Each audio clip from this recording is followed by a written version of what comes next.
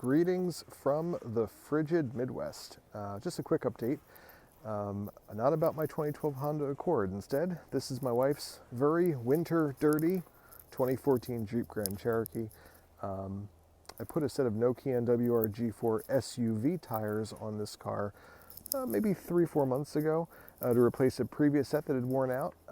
But I thought you might appreciate hearing a little bit of a report on how they did in today's snowfall. We had a mixture of snow, sleet, some ice, and these tires were champs.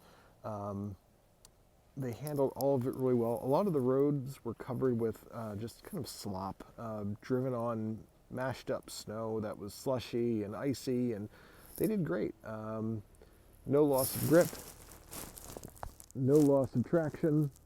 The tires did really well with braking, with cornering, hills where other cars were spinning their wheels a little bit to get going. These just hooked right up and kept going.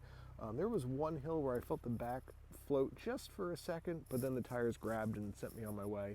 Very happy with their performance. Last night we were in the Twin Cities, and as we were heading down a very icy hill, my wife warned me the hill tended to be a hill that cars would slide down, and it was pretty icy, but the tires braked very, very well.